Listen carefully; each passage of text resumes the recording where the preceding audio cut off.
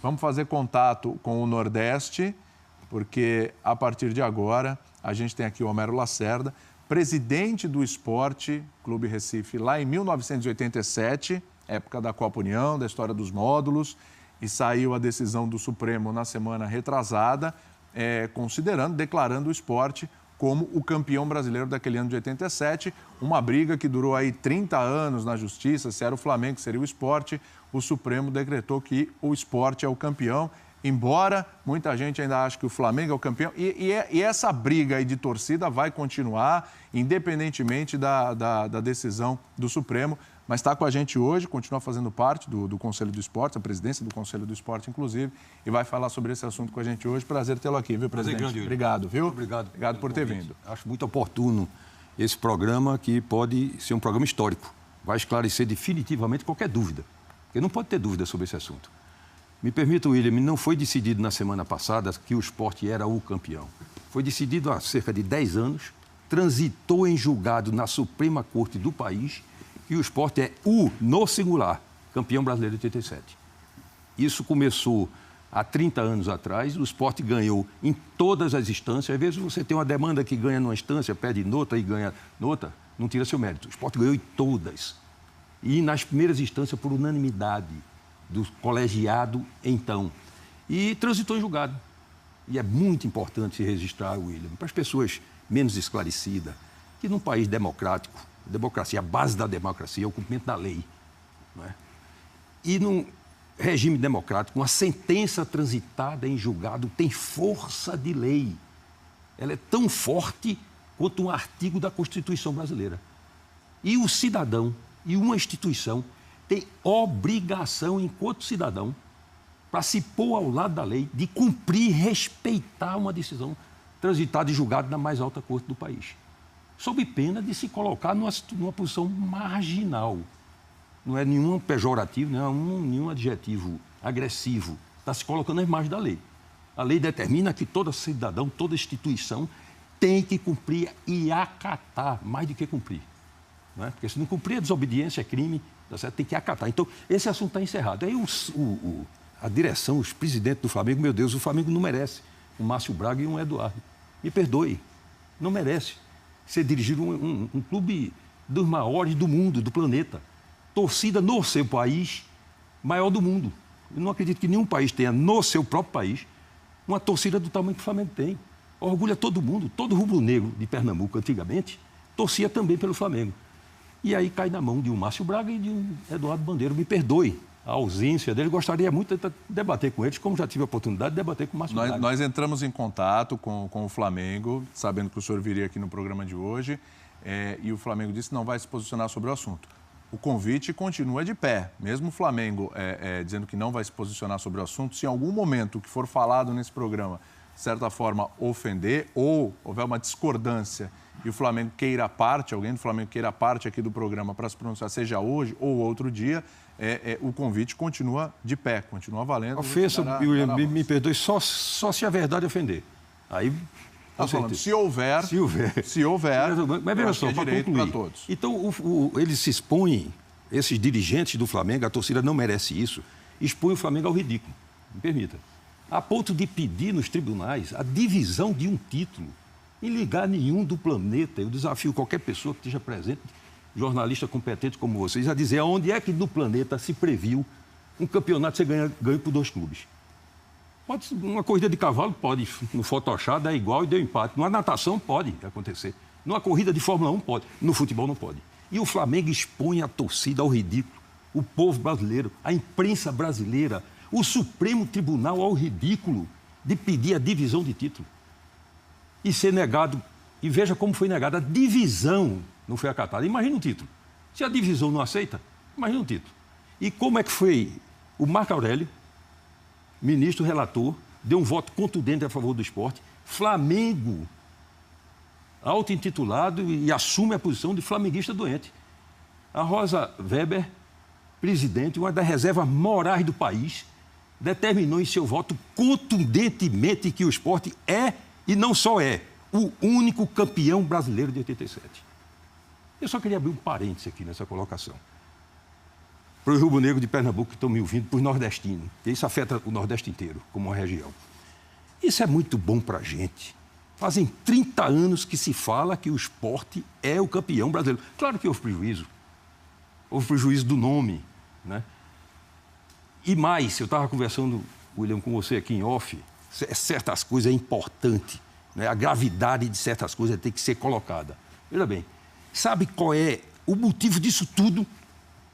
Por que é que o Flamengo, que foi 13º lugar, não quis disputar com o Guarani, com a América, com o Inter de Limeira, que estava acima deles em 86? Por quê? Qual é a razão? Tudo tem uma razão. Quando você processa uma pessoa, os advogados criminalistas que processam uma pessoa, qual é o motivo do crime? O motivo do crime, gente, foi dinheiro. Nunca na história, até então, do país, houve tanto dinheiro para uma competição como a de 87. Pela primeira vez... Mas não pela CBF, né? A CBF estava quebrada na época. Sim, a CBF quebrada, mas a Rede Globo... Por isso, os clubes se uniram para fazer o campeonato. Não. Para criar o que era uma liga que a gente... Não, me perdoe, William, não houve nada disso. Absolutamente nada disso. Estou todo documentado aqui. Eu vou chegar lá. O que houve foi o seguinte... Só uma coisa, viu? O Léo Medrado está com a gente lá também, Ô, Léo. Recife, para participar com a gente. Já apareceu aqui no telão. Já vou passar a bola já para o Léo Medrado, tá?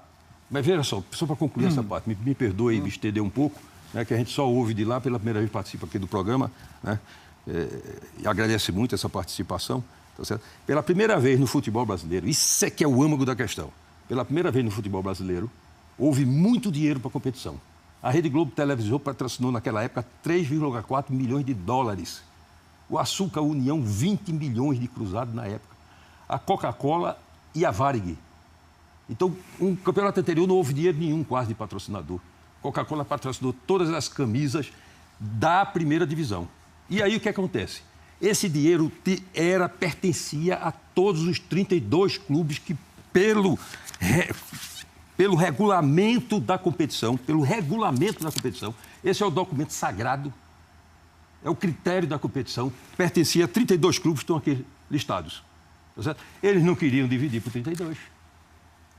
Eles se intitularam os melhores clubes. Veja que coisa pequena, mesquinha, né? Desigual. Mas a história, até para ir pontuando, para esclarecendo, não são esses os clubes, esses 13 verde, clubes? Módulo amarelo. Exatamente. O dinheiro era para todos. A informação que a gente tem é que quando foi determinado que ia ter a Copa União, esses clubes correram atrás dos patrocínios e dos acordos. Esse dinheiro, o senhor está dizendo, era para todos, não era só... Esse dinheiro era para comprar o Campeonato Brasileiro de 87. E o Campeonato Brasileiro de 87 pertencia por direito, isso é sagrado, a 32 clubes. E o Clube dos 13 foi criado sabendo desse dinheiro para se apoderar desse dinheiro.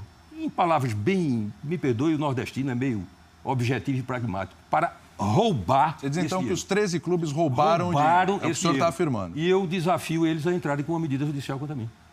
Eu ficaria muito feliz, porque um juiz de direito vai dizer é exatamente isso. E eles roubaram, eles não quiseram, não, eles roubaram até hoje. Eles se apropriaram, apropriação indébita desse dinheiro, porque eles não queriam dividir por 32.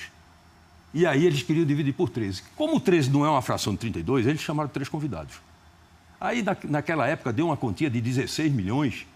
Santa Cruz, Goiás e Curitiba. Aí o Santa Cruz e Goiás e Curitiba ficaram com metade.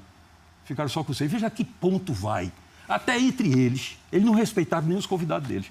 Ó, a gente vai fazer o módulo verde, e aí eles venderam o módulo verde como se isso fosse o Campeonato Brasileiro. E não era.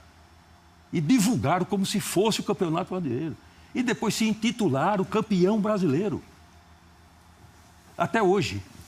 O senhor tem provas disso que o senhor chama de roubo? Tenho. Não tenho dúvida nenhuma. Está feito o desafio aqui, está gravado. Eu desafio eles a me acionarem na justiça. Por crime de calúnia e difamação.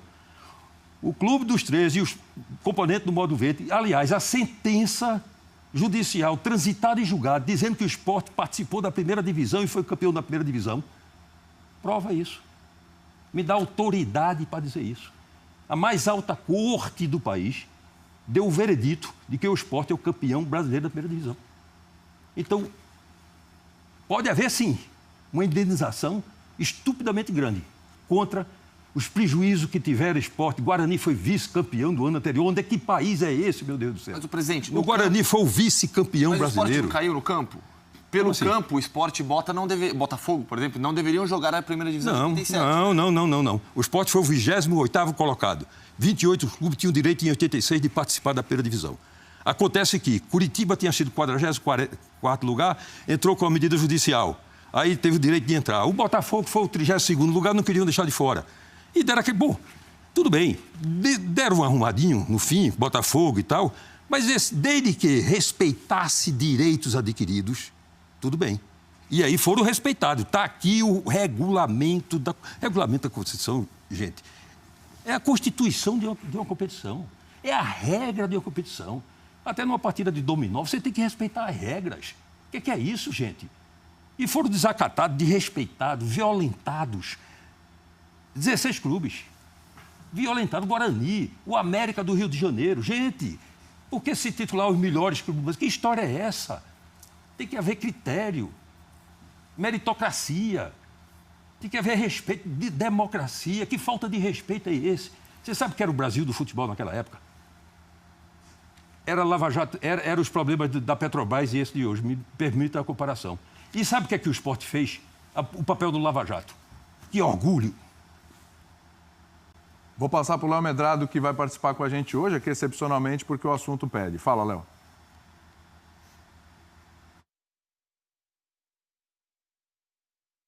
Bom dia a todos, bom dia a vocês aí em São Paulo, bom dia ao Homero Lacerda, a torcida do esporte que está assistindo aqui, do Flamengo que está assistindo no Rio de Janeiro, com certeza, em todo o Brasil. A questão era a legitimidade. A gente, só para posicionar o telespectador, eu estava começando como repórter naquela oportunidade e a gente vivenciou cada detalhe. Primeiro, William, eu acho importante passar um pouco da angústia da imprensa daqui do estado de Pernambuco àquela oportunidade. Porque a gente acompanhava para e passo isso que o Homero está falando, em relação à legitimidade do campeonato, da Copa União, em detrimento ao Campeonato Brasileiro. E por mais que a gente gritasse, por mais que a gente bradasse do lado de cá, a gente era engolido. Porque existia uma massa, né, em termos de mídia, que ela colocava a Copa União como sendo o Campeonato Brasileiro. E eu sempre discutia esse ponto básico que o Homero colocou agora há pouco em relação ao Guarani. Que legitimidade pode ter um Campeonato Brasileiro cujo vice-campeão do ano anterior não está fazendo parte? Para vocês terem uma ideia, seria a mesma coisa de se criar uma liga para o ano que vem, para esse ano, e o Santos está fora, o Santos que é o atual vice-campeão brasileiro. Então, quando a gente gritava isso, quando a gente falava isso, a gente não era escutado em canto algum. E levantava sempre essa bandeira. Até que houve um momento em que a própria imprensa de São Paulo foi chegando perto daquilo que seria o hexacampeonato, e que valeria de fato e definitivo a posse do troféu daquele ano, do Campeonato Brasileiro, e aí começou a haver uma certa divisão. Mas eu queria que o Homero esclarecesse para o público em geral essa questão do regulamento. O que se diz é que o Eurico Miranda, depois, com o campeonato em andamento, ele teria ido e assinado um documento que valeria como sendo o regulamento oficial da competição. E me parece que não foi bem assim, né, Homero? Muita história que o Eurico, só completando, era o interlocutor do lado do Clube dos 13 ali, né? E que, num dado momento, ele foi para definir essa história, que não ia ter cruzamento, os 13 clubes posicionados, não vai ter cruzamento, não vai ter cruzamento. Ele voltou da CBF dizendo que sim, ia ter cruzamento, porque se ele não aceitasse a questão do cruzamento, não ia ter campeonato. O que era muito estranho, porque o campeonato estava existindo naquela forma com os 13, justamente porque a CBF não tinha condições de bancar um campeonato. Essa era a história, presidente. Essa é a história. Veja só, não pode ter um campeonato no Brasil brasileiro sem a CBF. Em direito, eu sou engenheiro. Mas em direito se fala qualidade para praticar um ato. Só quem podia praticar o ato de regulamentar, como está aqui o regulamento do Campeonato Brasileiro, e administrar, nomear juízes, tirar as dúvidas, criar os tribunais esportivos, só quem podia fazer isso era a CBF. Mas a Inglaterra, por exemplo, tem um campeonato, são os clubes que organizam, não é a Federação Inglesa. Se isso for legalizado. E isso era uma ideia. Sim, era uma ideia, mas não era uma ideia, e na época foi uma necessidade por causa das questões envolvendo a CBF. Tudo bem, William, eu concordo com você. Só que não se concretizou. Essas ligas não foram oficializadas. O país vive sob a égide de lei. Mas a CBF não aceitou esse campeonato com os 13? Não teve aceitação no primeiro momento da CBF? Não existe essa aceitação. A CBF não podia aceitar, porque ia ferir o direito de terceiros. De 32 então, tudo que está se falando até hoje é uma grande mentira, uma grande falácia. Exatamente. São 30 anos de mentira, essa história da CBF. Não, o esporte falou muita verdade. Não, estou falando. Do outro lado. Do outro lado é. Nós, jornalistas, com as informações... William, me perdoe. Diga. Um parêntese. Um presidente de uma instituição do gabarito do Flamengo chega aqui num programa de uma ESPN, de um gabarito internacional como o de vocês, e diz, não, o Flamengo é o campeão brasileiro porque todo mundo sabe. Meu Deus do céu. Porque todo mundo sabe. Você imagina um criminalista vai querer defender um cara. Não, esse cara é inocente. Sabe por quê, júri? Porque todo mundo sabe. Isso é argumento, rapaz. Isso é humilhar o Flamengo, a torcida do Flamengo. Isso é de respeitar o programa da ESPN. Eu vi aqui no programa de vocês há 4 ou 5 meses e com galhofa. Porque o pernambucano é folclórico, porque acha que o rio Capibiribe, que não é Capibiribe, é Capibaribe, presidente Eduardo, formam o Oceano Atlântico, debochando de... Ali o presidente foi infeliz. O deboche a Pernambuco. Não porque a Rádio Jornal do Comércio, né, Léo? Que a gente tem tanto orgulho, que foi uma das maiores emissoras desse país, foi a primeira a botar equipamento de altíssima potência e criou um slogan, Pernambuco falando pelo menos. Não, um pernambucano pensa que fala para o mundo, é por isso que pensa que é campeão brasileiro. Então, argumente, fundamente o que foi uma palavra que ele disse, fundamentando, respeitando. Não é só o cidadão brasileiro, não é só o telespectador da ESPN, não. É respeitando a torcida do Flamengo. A torcida do Flamengo não merece isso. A torcida do Flamengo está sendo humilhada. Tanto que eu estou aqui dizendo que o Flamengo, o seu Márcio Braga, fez uma apropriação indébita de recurso que pertencia a 32 clubes. Isso se chama-se apropriação indébita. E essa apropriação indébita ficou comprovado com a sentença transitada em julgado da mais alta corte do país. Me dá só um segundinho, presidente, que o Léo Medrado quer só acrescentar alguma coisa aqui.